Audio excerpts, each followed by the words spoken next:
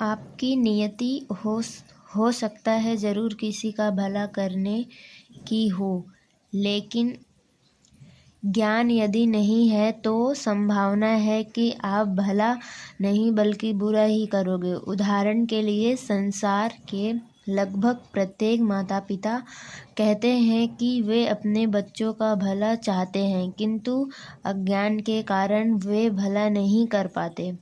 वास्तव में वो अपने ही अहंकार को पोषण दे रहे होते हैं। वे गहराई में अपने बच्चों के माध्यम से अपनी ही उन अधूरी वासनाओं की पूर्ति चाहते हैं जिन्हें वे स्वयं पूरी नहीं कर पाए। ज़रा गौर करो इस बात पर कि जिस ज्ञान के आधार पर वे लोग अपना भला नहीं कर पाए, जिन धारणाओं और विश्वासों को स्वीकार कर के स्वयं का भला नहीं कर पाए, उसी ज्ञान और मान्यताओं के आधार पर अधिकांश लोग जो जाने अनजाने ही अपनी बेहोशी में माता पिता बन जाते हैं, अपने बच्चों का भला करने का प्रयास करते हैं।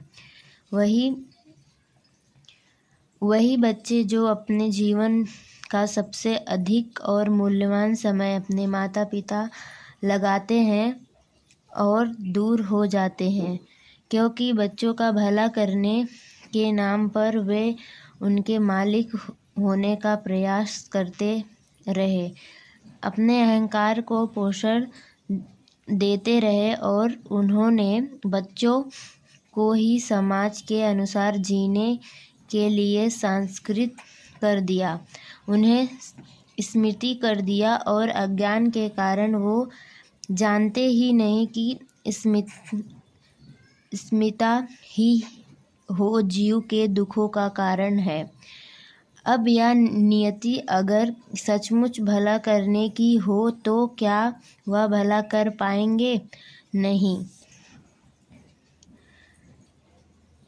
संसार की दुर्दशा इसी बात का प्रमाण है कि सबको लगता यही है कि वो जो भी कर रहा है सही कर रहा है, किंतु यह सिर्फ अज्ञान का द्योतक है।